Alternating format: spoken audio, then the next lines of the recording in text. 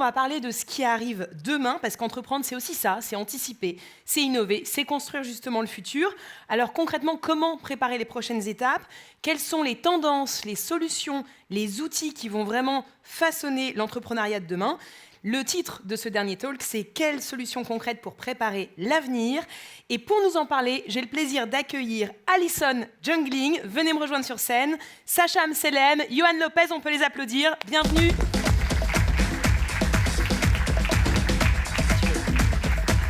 Qui est là.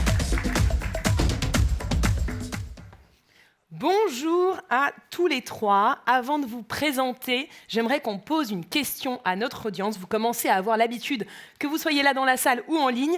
Répondez à cette question, s'il vous plaît. Quelle est votre posture actuelle vis-à-vis du sujet « Investir mes finances » ? 3 solutions, 3 options. Soit vous vous y intéressez, mais sans vraiment agir. Soit vous avez commencé, soit vous avez peut-être déjà un plan structuré. On regardera les réponses juste après les présentations. Alison, toi tu es entrepreneur, formatrice en investissement immobilier, beaucoup d'autres choses, je vais y revenir.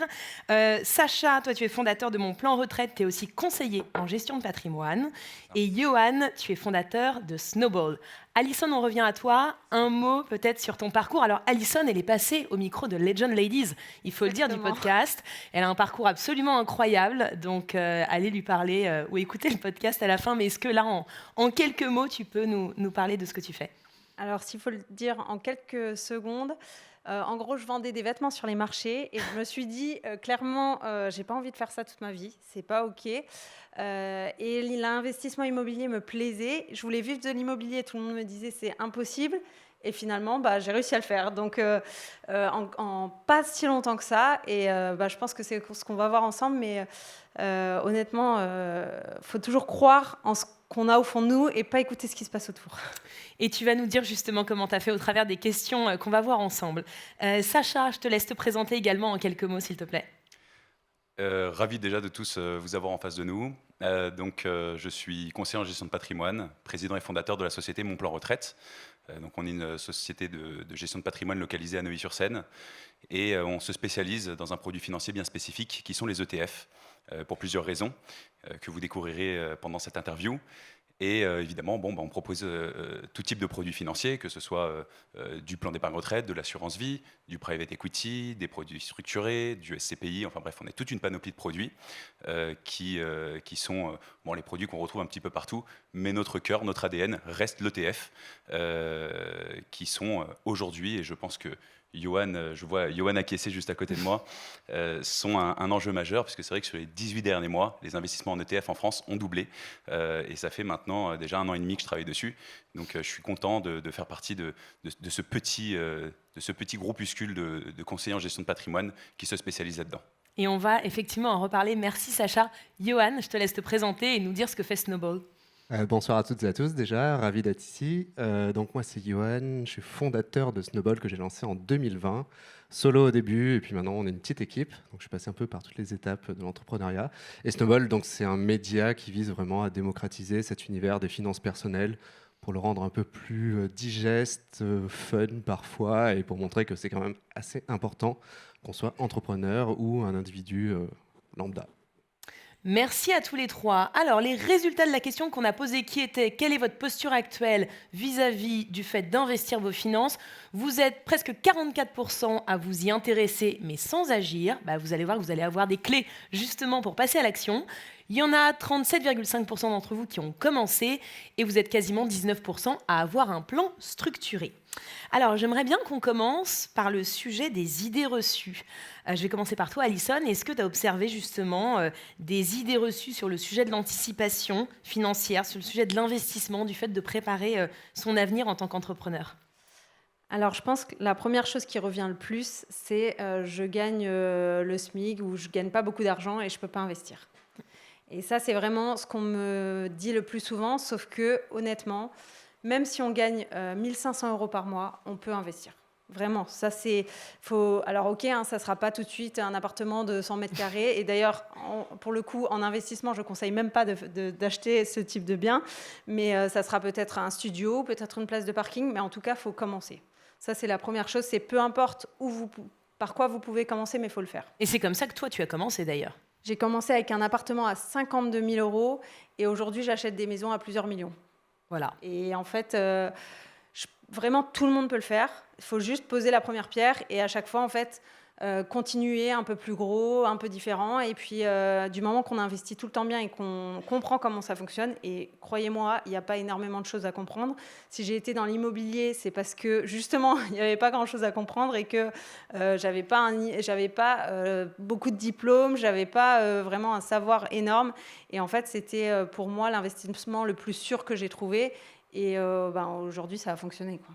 Première idée reçue, merci beaucoup. De ton côté, Sacha, quelle est l'idée reçue que tu as observée ou à laquelle tu es confronté avec tes clients que tu accompagnes? Je dirais pas une idée reçue, je dirais plusieurs. La première, c'est je n'ai pas suffisamment d'argent pour investir. La seconde, je suis trop jeune, j'ai toute la vie devant moi pour investir. Et la troisième, j'ai déjà investi sur des livrets A, des LDD, des PEL en banque. J'ai déjà tout ce qu'il me faut. Il n'est jamais trop jeune pour investir. Ça, pour moi, c'est le b.a.-ba de la finance, puisque plus on a de temps devant soi, plus on peut bâtir une épargne intelligente et forte, puisque les produits d'épargne qu'on va retrouver et qu'on propose en tant que gestionnaire de patrimoine sont basés sur le principe des intérêts composés. Donc, c'est l'effet snowball qu'on retrouve assez souvent, qui réside sur le principe que les intérêts vont générer eux-mêmes des intérêts de manière exponentiellement croissante. Donc, plus on commence jeune, mieux ça se passe. On l'a vu aux Pays-Bas, puisque le gouvernement donne à tous les nouveaux jeunes, toutes les nouvelles naissances, 10 € par mois pour commencer à investir sur les marchés financiers. Donc, il n'est jamais trop tôt, il n'est jamais trop tard non plus. Si on s'y est pas pris au préalable, et on l'a vu sur le sondage, il est toujours temps de commencer, et il n'y a pas de bon moment pour investir. Au même titre que quand on a de l'argent sur des livrets A, des LDD ou des PEL, bon, c'est très bien d'avoir de l'argent un petit peu sur ce type de produit. C'est de l'argent qui est liquide, sur lequel on peut investir. Moi, j'appelle ça un matelas de confort. Ce n'est pas du réel investissement. Pour commencer à bâtir un avenir serein, un avenir intelligent et structuré, j'invite tous les auditeurs et toutes les personnes présentes aujourd'hui à commencer à investir, que ce soit sur des produits d'épargne, comme l'assurance vie et le PER, où on peut avoir ce principe des intérêts cumulés, ou bien même sur de l'immobilier ou d'autres types d'investissements. Merci beaucoup, Sacha. Et Johan, de ton côté? Du coup, pour rester collé à la cible, je pense qu'il y a beaucoup d'entrepreneurs qui ne savent pas qu'ils peuvent investir avec leur boîte, tout simplement. Sa trésorerie ou autre, qu'on soit un entrepreneur avec plusieurs employés ou même un entrepreneur solo. Donc souvent, c'est quelque chose qui revient. Les entrepreneurs ne savent pas qu'ils peuvent investir en bourse, même dans des cryptos ou dans des actifs alternatifs. Est-ce que ça, Johan, c'est le job du comptable, pour ceux qui en ont un, de nous en informer ou pas? Est-ce que c'est leur job? Techniquement, non, c'est pas vraiment leur job, mais après, souvent, ils ont quand même un conseil. Un conseil, donc je dirais que oui, si on a un bon comptable, il devrait pouvoir le dire. Mais bon, c'est pas toujours le cas. Donc je dirais que ouais, ça, c'est un peu le truc qui revient très régulièrement. Donc voilà, sachez que vous pouvez investir votre trésorerie en bourse, en crypto, dans des ETF, que sais-je, plein de choses. Ensuite, ce qui revient régulièrement, et que j'entends souvent, et qui fait peur, c'est investir, c'est spéculer. Ça, c'est quelque chose qui est très récurrent. Et du coup, les gens disent, oui, c'est un peu parier sur quelque chose d'impalpable. Sauf que investir, il y a des milliers de façons de le faire. Oui, il y a des spéculateurs. Mais oui, aussi, on peut investir dans des projets à impact. On peut investir dans l'économie réelle. Investir en bourse, c'est une façon d'investir dans l'économie réelle. On peut investir dans des actifs alternatifs. Donc voilà, c'est pas que spéculer. Investir, c'est essayer d'avoir aussi un impact sur son environnement. Et le dernier, que je pense que c'est une grande partie des gens qui étaient dans les 40%, j'ai pas encore agi, c'est le côté expertise. Ce côté, je sais pas trop comment ça fonctionne et du coup, j'ai besoin d'être un expert pour me lancer. Donc ça, je pense que c'est quelque chose qui n'est pas vrai. Il y a des règles du jeu. Jouer aux échecs, c'est assez simple en soi. Après, atteindre un niveau grand maître, c'est beaucoup plus complexe. Mais pour jouer, on a juste à connaître les règles. Et là, c'est un peu pareil, en fait. Si on ne veut pas devenir trader tous les jours devant ses terminaux Bloomberg, il n'y a pas besoin de connaître toutes les règles. Il faut juste connaître la base. Donc je pense que ça, c'est un peu les trois choses qui sont à savoir et bonnes à savoir. Donc ne pas avoir ce syndrome de l'imposteur finalement face à l'investissement. On peut investir à partir de faibles revenus comme le disait Alison. Il n'y a pas d'âge trop jeune ni trop tard pour le faire. Évidemment, plus tôt on commence, mieux c'est. Ce n'est pas réservé aux experts. On peut investir avec son entreprise. Déjà merci parce que je pense que vous levez bon nombre de croyances limitantes. Le savoir, c'est le pouvoir. Donc là, on a déjà pas mal de clés. On va rentrer dans le détail. Je voudrais juste qu'on s'arrête 2 minutes sur, une fois qu'on a levé ces idées reçues et ces freins, vous qui vraiment pratiquez ça au quotidien, qu'est-ce que vous observez comme bénéfice d'une approche proactive? Parce que ce qui est important en tant qu'entrepreneur, c'est de se dire que c'est notre responsabilité et on est quelque part les seuls à pouvoir développer cette approche proactive envers nos finances. Qu'est-ce que vous avez observé? Alors Alison, déjà au travers de ton parcours personnel et de ton histoire, mais même plus globalement auprès des gens que vous accompagnez. En fait, ce que j'ai pu observer, c'est que souvent, on pense que pour gagner plus, il faut travailler plus. Ça, c'est vraiment l'idée qu'on a quand on rentre dans la vie active. Et finalement, quand on fait des bons investissements, on peut gagner plus et des fois même en travaillant moins. Parce qu'en fait, le but d'un investissement, c'est comme ça que moi j'ai vu en tout cas l'investissement immobilier, c'est de pouvoir gagner de l'argent quand on part en vacances, quand on dort ou même si on fait rien en fait. Et parce que le but, c'est de faire travailler son argent pour soi. Et donc, quand on comprend ça, je pense c'est un peu le thème du livre Père riche, Père pauvre. Je ne sais pas si certains l'ont lu, si certains d'entre vous l'ont lu. Si vous ne l'avez pas lu, faites-le. C'est un livre de Robert Kiyosaki qui est vraiment, pour moi, on devrait presque le lire à l'école. Et en fait, ça nous explique vraiment que l'important, c'est donc vous allez travailler, vous gagnez de l'argent, mais cet argent-là, vous ne devez pas vous acheter des sacs, des chaussures, des voitures avec. En fait, vous devez l'investir. Et c'est, entre guillemets, les bébés que vos investissements vont faire qui vont vous servir à payer votre vie du quotidien, vos sorties, tout. Parce que de cette manière-là, c'est inépuisable. Alors que si vous échangez votre temps contre de l'argent et que vous dépensez cet argent dans quelque chose finalement qui perd de la valeur, vous allez devoir toujours travailler. Alors que si vous comprenez ce mécanisme-là, finalement, en gros, je trouve que, moi, je connais même autour de moi, dans ma famille, des gens qui ont travaillé toute leur vie pour être pauvres. Et je trouve que le fait de comprendre ce mécanisme-là permet de ne pas se retrouver dans cette situation. Et peut-être juste un point sur le rapport au risque. Alors, on va en reparler et vous allez nous dire vos impressions aussi sur ces bénéfices d'une approche proactive. Quand on parle d'investissement, il y a souvent quand même ce frein qui est le rapport au risque. Je vais mettre mon argent dans quelque chose qui est censé fructifier, mais c'est jamais non plus une science exacte. Comment toi, justement, alors est-ce que c'est parce que tu disais j'ai pas grand-chose à perdre, mais comment toi tu as abordé, en tant que femme, entrepreneur, ce rapport au risque? Alors au début, j'ai eu très peur. Je me rappelle encore quand la banque m'a dit oui et que j'ai signé le bien et que j'ai eu du coup la clé du premier immeuble que j'ai acheté une fois que j'ai compris comment ça marchait, parce qu'avant j'ai dû acheter quand même plusieurs biens et faire des erreurs avant de comprendre. Et quand on m'a donné la clé, j'avais, j'avais exactement 1 900 € de remboursement par mois et je me disais si jamais ça ne se passe pas comme prévu, il y a des mois je gagnais même pas ça à l'époque, je me suis dit comment je vais faire pour rembourser si... Et en fait, donc maintenant, ça fait presque une quinzaine d'années que j'investis dans l'immobilier et que je vis de ça. Et je me suis rendu compte d'une chose, pour l'immobilier, en tout cas, moi je parle d'immobilier parce que je connais moins ce que vous faites vous. Mais moi, en fait, au niveau de l'immobilier, je me suis rendu compte qu'il y a des règles à suivre. Par exemple, d'investir à moins de 10 minutes d'une grande ville et à moins de 10 minutes d'une autoroute, déjà, ça limite les risques. De ne pas revendre son bien trop cher quand... si par exemple on fait une mauvaise affaire, ça peut arriver, mais une mauvaise affaire d'aujourd'hui devient une bonne affaire dans quelques années, tellement il y a l'inflation et voilà. Donc en fait, il y a quelques règles comme ça à connaître. Une fois qu'on est formé sur ça, finalement, le risque il est quand même limité en sachant que l'immobilier prend constamment de la valeur. Merci beaucoup. Sur l'importance d'une approche proactive, Sacha, et puis aussi sur le rapport au risque. À mes yeux, une approche proactive, c'est indispensable. Vous savez, aujourd'hui en France, on distingue quand même 2 systèmes de retraite, le système par répartition que tout le monde connaît ici, et le système de retraite par capitalisation. On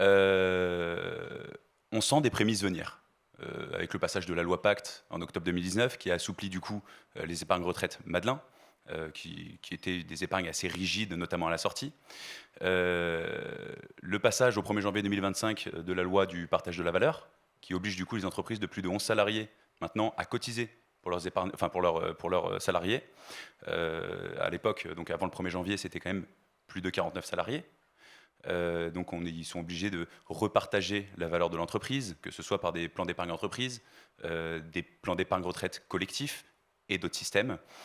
Donc on sent un petit peu ces prémices venir d'un système de retraite par capitalisation. Donc être proactif là-dessus, c'est indispensable. Anticiper ces choses-là, c'est indispensable. On entend souvent les jeunes dire, et je pense beaucoup de personnes d'ici même pourront le dire aussi, est-ce que je reverrai un jour l'argent pour lequel je cotise pour ma retraite? Est-ce que je ne cotise pas à fond perdu? Est-ce que j'en verrai un jour la couleur? Oui, on entend souvent le « j'aurai pas de retraite de toute façon ». J'aurai pas de retraite. Et ça soulève quand même une question assez intelligente et rigolote. C'est que on remarque que sur à peu près 43 ans travaillés pour un salarié moyen en France, il cotise en moyenne 280 000 euros du coup pour sa retraite, qui coûte environ 350 000 à la France. Donc on a un delta quand même de 70 000 euros qui alourdit la dette française. Une dette française du coup qui représente sur les 15 dernières années environ 500 milliards d'euros. D'ici 2040 ou 2045, on estime à 15%, que ça représente justement jusqu'à 15% du PIB français. Donc c'est pas négligeable. Donc le gouvernement, en tout cas, ne laissera pas faire ça. Donc évidemment, il faut être proactif là-dessus. Évidemment, il faut commencer le plus tôt possible. Évidemment, il faut utiliser les bons outils. Il faut commencer à mettre le pied à l'étrier. Il n'est jamais trop tard pour investir. Le meilleur moment, c'est maintenant. Donc l'importance de l'anticipation, effectivement, et de prendre le sujet à bras-le-corps, comme tu le disais. Johan, qu'est-ce que tu penses de la nécessité de cette approche proactive ou alors des risques à ne pas le faire? Et puis, par rapport à l'investissement, est-ce que tu en vois? Les risques à ne pas le faire, je pense que oui, ils sont nombreux, donc tu en as cité plein. Je pense pas que je vais en rajouter, mais il y en a un autre qui est connu, on en entend plus parler, en tout cas depuis 2020, c'est l'inflation, donc c'est la perte du pouvoir d'achat avec les années. Donc chaque année, votre argent vous permet d'acheter moins de choses. Et donc en 3-4 ans, c'est pas grand-chose, mais d'ici 40 ans, ça peut être des sommes énormes. En fait, c'est l'effet boule de neige, mais à l'envers. Donc ça vient ronger votre pouvoir d'achat. Donc si vous laissez ça stocker dans un compte qui rapporte rien, ou même 2%, ou même moins de 2% aujourd'hui, le livret A, en fait, vous perdez de l'argent, en gros. Donc ça, c'est une des raisons pour lesquelles investir en IMO ou dans des ETF ou en bourse ou ailleurs, ça vous permet de vous protéger contre ça. Et même là, vous allez voir vos investissements ronger aussi, quoi. Donc c'est pour montrer que c'est hyper important. Ensuite, je pensais que le deuxième truc, c'est en tout cas quelque chose qui revient régulièrement. Tout le monde sait qu'il faut être proactif. C'est un peu comme la santé. On sait qu'il faut prendre soin de soi, etc. Mais vu que les impacts ils sont pas immédiats, on a toujours des blocages par rapport à ça, je trouve. Et du coup, c'est dur de se projeter. Et souvent, les gens disent aussi, j'ai pas forcément d'objectif particulier. Il y a pas la retraite, c'en est un, je pense, universel. Mais au-delà de ça, on veut pas tous acheter, je sais pas, une résidence secondaire ou faire un tour du monde ou même avoir des enfants pour certaines personnes. Enfin bref. Et donc, ce manque d'objectif nous bloque souvent. Et du coup, ce que je voulais vous dire, je pense que, en tout cas, ce que j'aime bien dire en général, c'est quand on n'a pas ces objectifs, se dire qu'en fait, investir, c'est juste acheter de l'argent dans le futur. Et ça, franchement, le temps, acheter de l'argent, j'ai dit acheter du temps dans le futur plutôt. Et c'est acheter de l'argent dans le futur aussi, avec les intérêts composés. Mais du coup, oui, acheter du temps dans le futur. Et ça, en fait, le temps, c'est tellement précieux que, voilà, en fait, le fait d'investir aujourd'hui, peut-être que dans 30 ans, vous pourrez bosser à temps partiel et bosser sur vos projets perso, enfin j'en sais rien, avoir une famille, travailler moins, bref, tout ça. Donc pensez à ça régulièrement, ça vous aidera justement à être proactif, selon moi en tout cas. Ouais, et à se dire qu'effectivement, même s'il n'y a pas de but identifié à court terme, c'est aujourd'hui qu'on construit l'avenir, et on le voit avec le système des intérêts composés dont on va reparler. Maintenant qu'on a compris, je pense, l'importance du sujet et les bénéfices pour les entrepreneurs, concrètement, est-ce que vous pourriez nous donner, vous qui êtes expert sur le sujet, les leviers d'action aujourd'hui quand on veut construire sa sécurité financière? Quelles seraient, chacun dans votre domaine, les premières briques à poser, les bons leviers à activer? Alors, Alison, dans le domaine justement de l'immobilier, par où commencer si on se dit « Ok, j'ai compris, moi j'ai envie d'investir comme Alison l'a fait ». Quel est le début? Quelle est la première marche? Alors, déjà, je pense que ce qui est important de comprendre, c'est que quand vous allez voir votre banquier pour lui demander combien il vous prête, il vous prêtera forcément moins que si vous y allez avec un compromis signé. Donc ça, il faut le savoir, parce que souvent, on ne sait pas. Donc on se dit, la première chose que je fais, je vais voir mon banquier. Et si, alors je dis des chiffres au hasard, si votre banquier vous dit vous pouvez emprunter 200 000, mais que vous venez avec un compromis signé de 270 000, je peux vous dire que si vous avez bien monter votre dossier dans le sens où, OK, c'est 270 000 euros, mais en fait, ça va être remboursé par le locataire. Il vous prêtera aussi.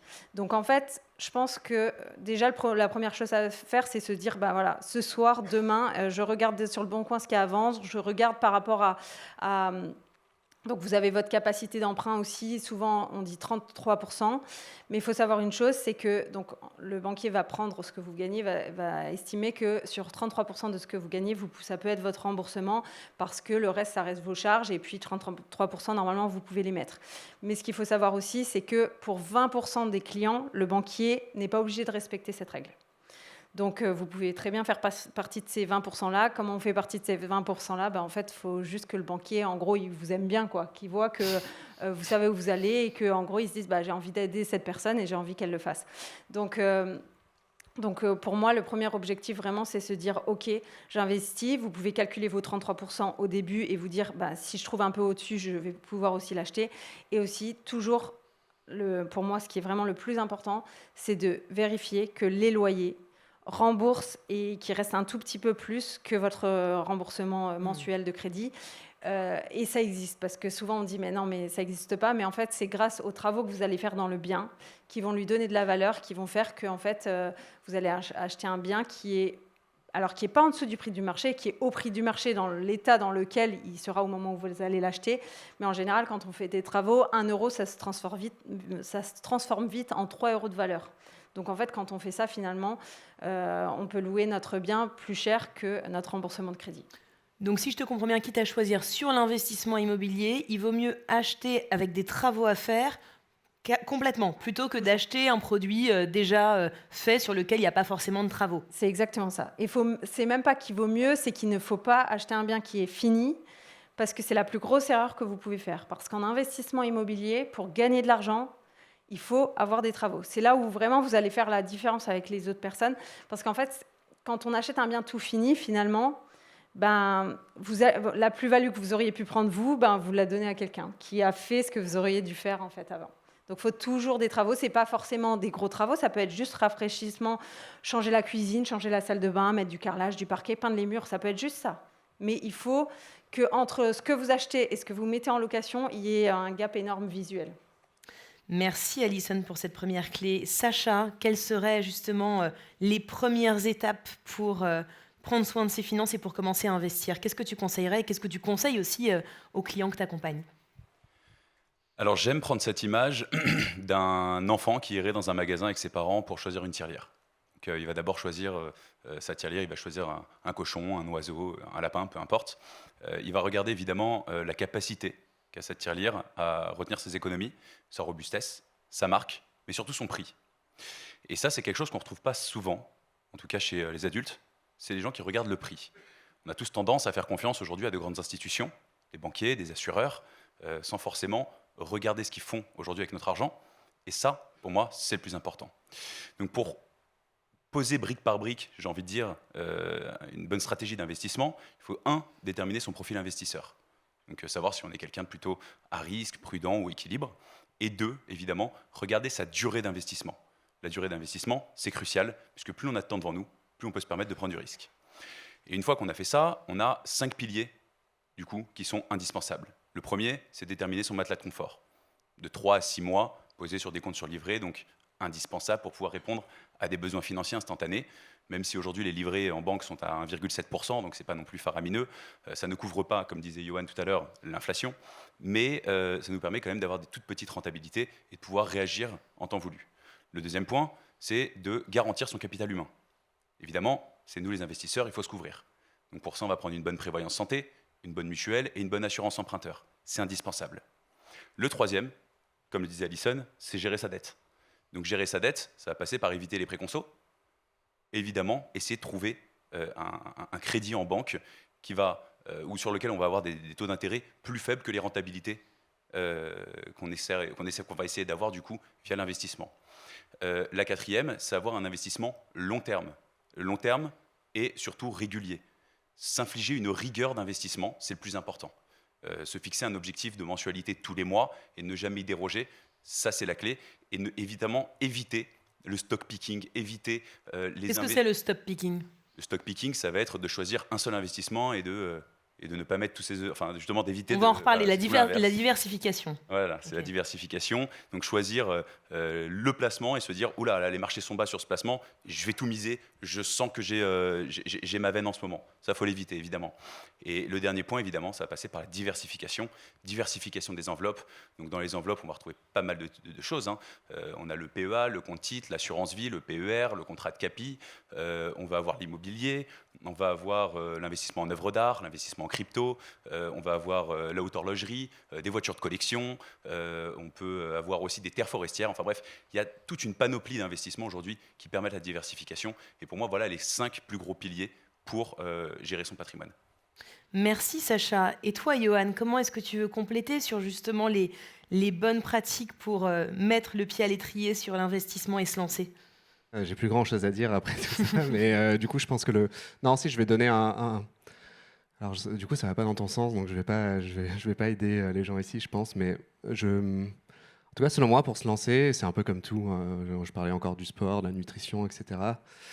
Pour se lancer, souvent, il faut que ça nous plaise, tout simplement.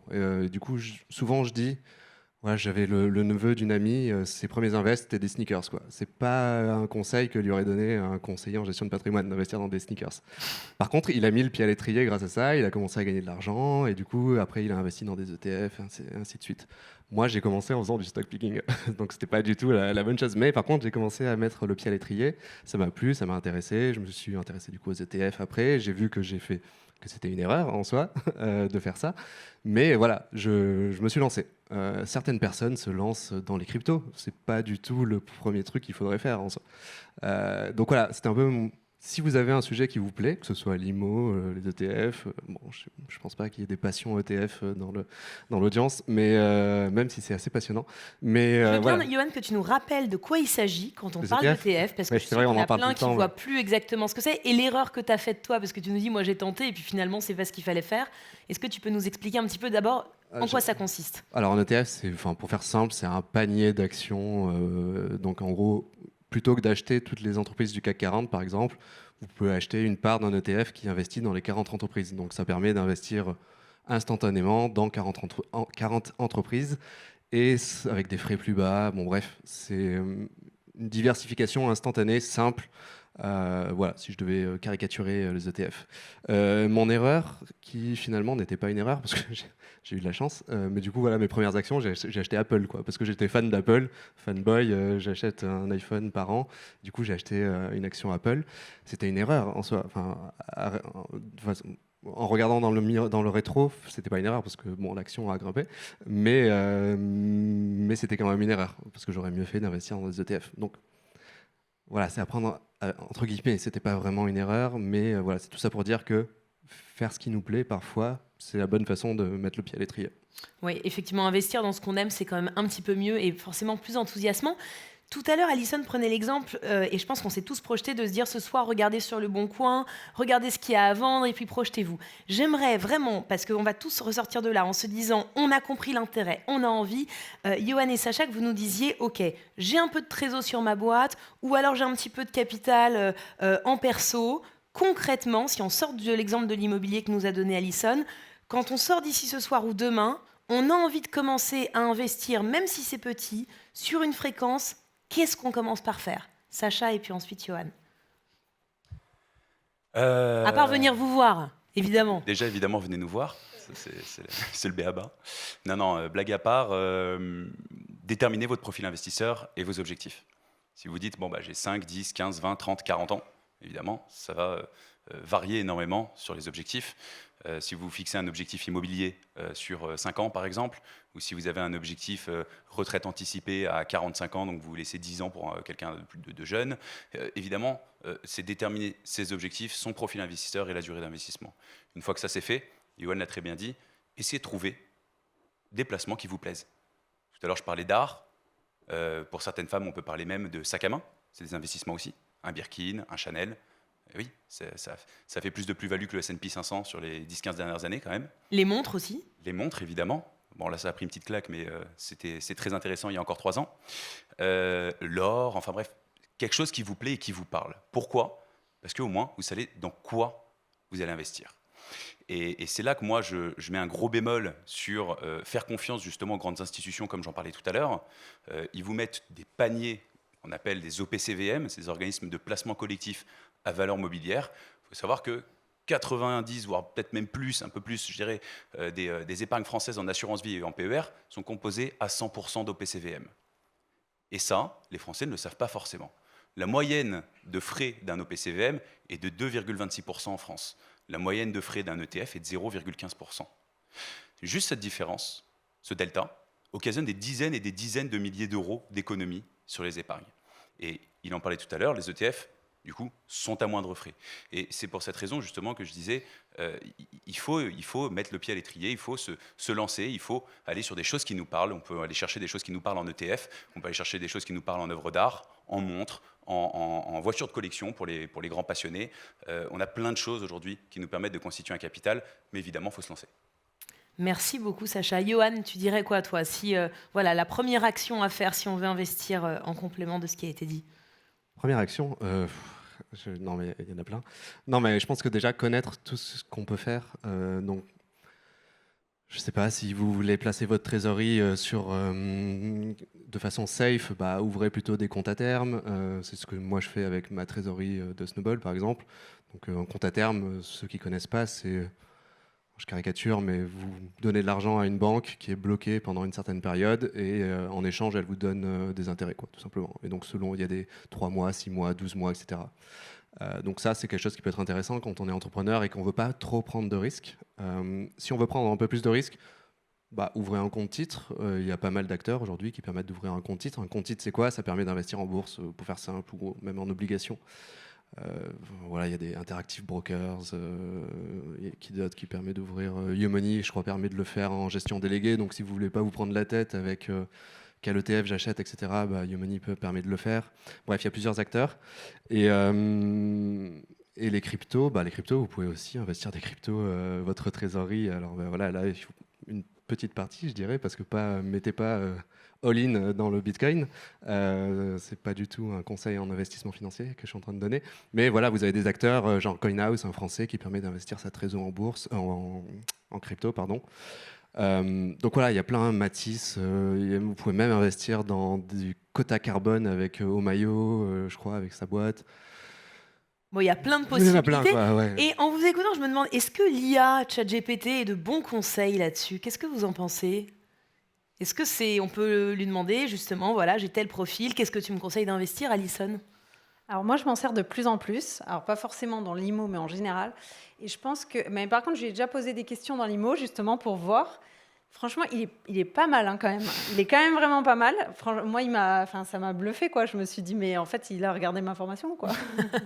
et en fait, mais je pense que c'est bien de lui poser la même question, mais de façon différente plusieurs fois, pour voir si parce que des fois, ça peut partir un peu dans des trucs. Mais je pense que si on pose plusieurs fois la question et que ça sécurise de tous les côtés, en gros, s'il répond toujours la même chose, c'est que c'est bon, en général. Plutôt y aller. Moi, en tout cas, dans l'IMO, c'était bien, quoi. Sacha, Johan, vous en pensez quoi? ChatGPT. Va te remplacer. Ça va peut-être me remplacer. Non, en vrai, pour le moment, on en est loin. On en est très très loin. Déjà, il faut apprendre à prompter ChatGPT. On en a parlé plus tôt, dans l'après-midi. Ouais. Ça va devenir un vrai métier, c'est le premier point. Le second point, en tant que gestionnaire de patrimoine, j'ai challengé ChatGPT pour faire des allocations à certains clients. Pour être poli, c'était le bazar. C'était ni fait et tout à refaire. Enfin, c'était une catastrophe. En tout cas, pour le métier de gestion de patrimoine, à mes yeux, il y a encore beaucoup de chemin. Donc peut-être que ça va me remplacer un jour, mais on n'y est pas. Donc je suis plutôt confiant là-dessus. Johan, qu'est-ce que tu en penses?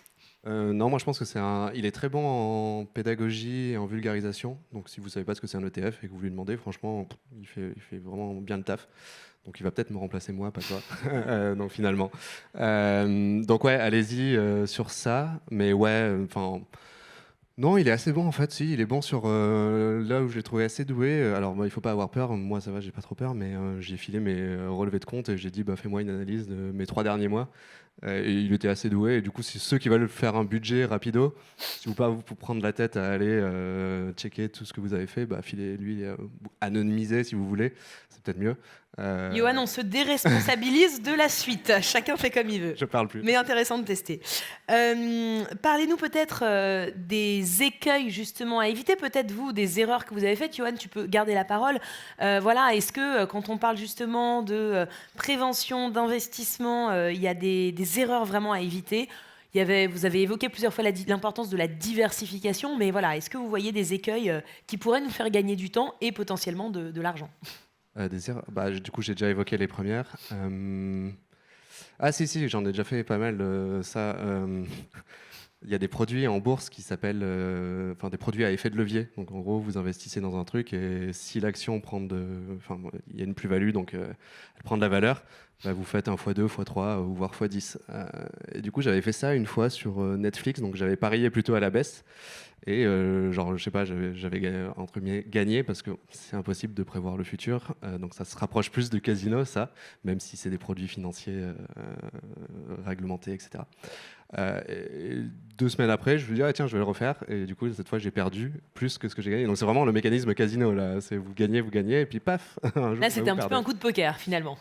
Non, en vrai, on peut se dire oui, je pense que les futurs résultats financiers de Meta vont être comme ça. Et finalement, le jour J, il y a une mauvaise nouvelle et bam, ça, c'est pas là où on voulait aller.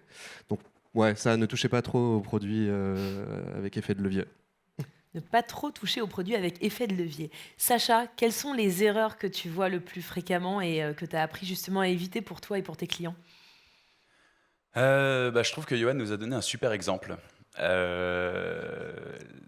Déjà, c'est de ne pas commencer à investir, ça c'est la première erreur à mes yeux. Et la seconde, ça va être de gérer ses émotions. Johan nous a donné l'exemple parfait, c'est qu'il n'a pas géré ses émotions. Il a gagné, et ensuite il a perdu. Gérer ses émotions, c'est évidemment être solide et structuré face au bruit du marché.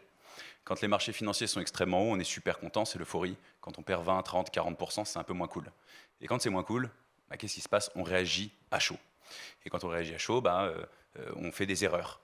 C'est là que c'est un petit peu le brouillon. Donc restez structuré évidemment dans vos investissements. N'oubliez jamais votre ligne directrice, vos objectifs, pourquoi vous l'avez fait et comment vous l'avez fait. Moi personnellement, quand les marchés financiers sont en chute, je garde toujours une petite poche pour mes clients en fonds euros qui est du capital garanti pour profiter des soldes. C'est le bon moment. Donc ça c'est la première grande erreur, évidemment. Après il y en a plein des erreurs. En l'occurrence c'est faire du market timing, donc se dire voilà c'est bas, il faut absolument que je mette toutes mes économies d'un coup d'un seul. À éviter. Investissez de manière régulière, vous prenez pas la tête avec le marché. Ça s'appelle le DCA. Le DCA dans notre jargon c'est le dollar cost averaging. C'est l'investissement sur les marchés financiers de manière régulière. On lisse les performances. Du coup, on les augmente et on réduit le risque. On avait d'ailleurs notre cher Albert Einstein qui disait toujours que c'était la 7e merveille du monde de coupler le DCA avec un produit basé sur le principe des intérêts composés, puisqu'une personne, si elle était capable de vivre jusqu'à 300 ans en mettant 100 € par mois, elle deviendrait automatiquement la personne la plus riche du monde. Donc c'est pour ça qu'il faut commencer tôt, mettre le pied à l'étrier vite. Il n'est jamais trop tôt, comme je disais tout à l'heure, il n'est jamais trop tard non plus. Commencez, faites. Évidemment, plus c'est tôt, mieux c'est. Mais voilà, je dirais que toutes les erreurs sont là et voilà ce qu'il faut éviter concrètement. C'est déjà des très bonnes clés. Un mot, est-ce qu'il y a une valeur ou plusieurs valeurs sûres? On mentionne souvent l'or comme étant une valeur sûre. Est-ce qu'il y en a d'autres que vous avez identifiées comme ça? Non, il n'y a pas de valeur sûre. Ça dépend des moments. L'or a pu performer comme moins performer. Donc ça dépend, il y a des cycles. Alors, on parle souvent de l'immobilier, tu vas dire que c'est... mais après, on peut avoir des cracks. Pour moi... 2008, aux États-Unis. Oui, 2008, ok. J'avais pas encore commencé à investir. Moi, j'ai commencé à investir entre 2010 et 2011. Et avant d'investir, je me suis dit... Parce que, en fait, moi, clairement, je n'avais pas d'argent. Je crois que quand j'ai atteint jusqu'à 400 000 € d'encours à la banque, j'avais mis 0 d'apport parce qu'avant, c'était plus facile d'emprunter sans apport. Mais de toute façon, j'en avais pas, donc voilà. Et en fait, avant d'investir, je me suis dit, ok, va pas dans un truc où tu n'es pas sûr de ce que tu fais. Et j'ai regardé le graphique immobilier sur 50 ans. Et en fait, ok, il y a des moments, ça va baisser. Comme là, on l'a vu quand il y a eu la crise du Covid, et qu'il y a eu un moment, tout le monde revendait moins cher parce qu'ils ont eu peur, et finalement, après le Covid, ça a vachement augmenté. Et donc forcément, si on est en mode zoom sur cette période, on se dit wow, ça a vraiment trop baissé, c'est trop dangereux l'immobilier. Mais si on prend du recul sur 2 ans, 5 ans, 10 ans, 20 ans, on voit que l'immobilier, ça fait que comme ça. Et finalement, enfin comme ça, si je fais dans votre sens à vous, et du coup, c'est pour ça que pour moi, l'immobilier, c'est une valeur sûre à 100%. Et ce qu'il faut comprendre, c'est que dans l'immobilier, on gagne 3 fois. C'est-à-dire qu'en premier, vous allez gagner parce qu'il y a l'inflation. En deuxième, vous allez gagner parce que vous faites des travaux et que donc vos travaux, normalement, s'ils sont bien faits et bien gérés, ils vous coûtent moins que ce que ça vaut une fois que c'est fini. Et la troisième fois où vous gagnez de l'argent, c'est quand vous allez le mettre en location et que, en fait, il y a même 4 fois parce qu'il y a votre capital qui se rembourse de crédit et il y a aussi le cash flow que vous prenez tous les mois. Donc en fait, en fait, c'est comme plein de choses. Et je pense que pour le moment, en tout cas, le Bitcoin ou quoi, ça doit être aussi un peu comme ça, c'est que si on regarde et qu'on est proche, on se dit attention, mais si on prend du recul, ça veut dire, comme disait tout à l'heure Sacha, attention à bien gérer vos émotions et pas se dire ah là ça baisse, là l'immobilier perd de la valeur, je le vends vite avant que ça soit plus. Non, faut gérer ses émotions. Ça, je pense que la gestion des émotions dans tous les investissements, c'est comme si on arrive dans un appartement, on se dit wow, il est trop beau, il a des moulures, on voit la tour Eiffel et machin. Et non, attention, on regarde les chiffres et on ne se laisse pas avoir par ça. Parce qu'en fait, les chiffres, c'est vraiment ce qui va parler. Vous avez aussi tous les trois mentionné l'importance de la diversification. Dans l'immobilier, ça ressemble à quoi et comment et quand tu as commencé à diversifier après avoir acquis justement ton premier bien ? Alors, donc moi, j'ai diversifié, mais dans l'IMO, même si j'ai quand même 2-3 autres actifs, mais je n'ai pas réussi à en trouver un autre que je savais bien gérer comme l'IMO. Donc, je suis restée là-dedans. Mais ce que j'ai fait, c'est qu'au début, j'ai acheté et que j'ai mis en location à l'année normale. Donc, vu que j'avais très mal acheté et très mal mis en location, je perdais même de l'argent. Et quand j'ai compris comment ça fonctionnait, j'ai acheté un premier immeuble où j'ai fait 3 appartements dedans et que j'ai mis en location saisonnière. Et donc, c'est là où j'ai vraiment commencé à gagner de l'argent avec l'immobilier, parce qu'en général, il faut savoir que la location saisonnière génère 3 fois, pour le même loyer, vous gagnez 3 fois plus. En gros, enfin, pour le même bien. Si vous le louez 500 € par mois à l'année, vous allez en moyenne le louer 1 500 € par mois en location saisonnière. Et du coup, donc, je fais de la location saisonnière, mais je fais aussi un peu de location à l'année. Là, maintenant, depuis peu, je fais du marchand de biens. Mais aussi, ce qu'il faut savoir dans l'immobilier, c'est que si vous achetez 4-5 appartements et que votre objectif, c'est pas d'en avoir je ne sais pas combien, vous pouvez vous dire, attention, je regarde le premier, est-ce qu'il est toujours aussi rentable par rapport à ce que je sais faire aujourd'hui et combien je peux le vendre de plus que ce que je l'ai payé si je l'ai acheté par exemple il y a 5 ans. Peut-être que c'est très rentable pour vous de le vendre et avec cet argent-là, de continuer vos investissements. Merci Alison, c'est hyper clair. Est-ce que vous voulez rebondir sur le sujet de la diversification ? Avec plaisir. Vas-y. En finance, ça c'est sûr qu'on a la possibilité de diversifier et aussi en termes d'enveloppe financière. Donc tout à l'heure on parlait du PER, de l'assurance vie, du compte titre, du PEA, du contrat de capi, de l'immobilier, des œuvres d'art, des terres forestières, de tout plein de choses. En fait, il y a plein d'enveloppes pour diversifier. Mais ce qui est le plus intéressant, c'est que dans ces enveloppes aussi on peut diversifier. À commencer par les enveloppes financières. Dans une enveloppe financière, on peut choisir différents types de produits financiers. Que ce soit du produit structuré, du private equity, du fonds daté, des actions, des obligations, des titres vifs, des OPCVM, des ETF. On a déjà de quoi diversifier. Il y en a plein d'autres. Et ensuite, une fois qu'on a choisi ces produits financiers, on peut encore diversifier. On n'arrête plus dans la diversification. Donc, on peut prendre par exemple un ETF monde. On diversifie sur la planète d'un coup d'un seul. Un ETF S&P 500. On diversifie aux États-Unis. Un ETF CAC 40. Un ETF Chine. On peut diversifier autant qu'on veut, aussi bien sur des secteurs géographiques que des secteurs industriels. Au même titre que dans les œuvres d'art, on peut diversifier aussi. On peut investir dans un artiste moderne, contemporain, impressionniste. Dans l'immobilier, on peut très bien le faire aussi. Immobilier locatif, immobilier de bureau. Dans tous les investissements, on peut se permettre de diversifier. Et c'est ça, la réelle puissance, on va dire, des investissements. C'est que même quand on a choisi une enveloppe, dans cette enveloppe, on a encore 2 voire 3 leviers pour la diversification. Et la diversification, elle passe par la réduction de risque, l'objectif de performance. Donc si évidemment on a un objectif de performance avec le risque le plus faible, plus on va diversifier, plus on va pouvoir mesurer l'objectif de rentabilité. Donc elle est là la diversification. Et pour moi, c'est la clé de la gestion de patrimoine, c'est la clé de l'investissement, que ce soit aussi bien dans l'immobilier ou dans la finance. En tous les cas, on voit que le champ des possibles est vaste. Johan, Sacha, Alison, pour terminer, une règle d'or pour préparer sereinement l'avenir. Vous nous avez donné plein de conseils. Johan, une règle d'or à retenir, ce serait laquelle? Oula. Une règle d'or. Moi, je vais en sortir une lambda, mais enfin ouais, je sais pas. Vu que vous êtes tous toutes et tous entrepreneurs, je dirais que le plus important c'est de s'amuser quand même, même dans l'investissement. Donc essayez de vous faire plaisir. Je pense qu'il y a pas mieux et après ça coule un peu tout seul. Merci Johan. Sacha, ce serait quoi pour toi? Investissez. Point. Non. Passer à l'action. Évidemment, passez à l'action, mettez le pied à l'étrier. Comme je disais tout à l'heure, ayez un coussin de confort, un filet de sécurité. Diversifiez vos investissements. Ayez une rigueur d'épargne. Investissez de manière récurrente. Ça vous permet de lisser vos investissements et d'avoir de meilleures performances et de réduire le risque. Et tout simplement, passez à l'action.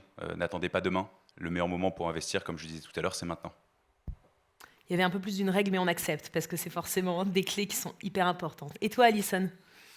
Moi, si j'ai un conseil à donner, ce serait vraiment faites travailler votre argent pour vous et non l'inverse.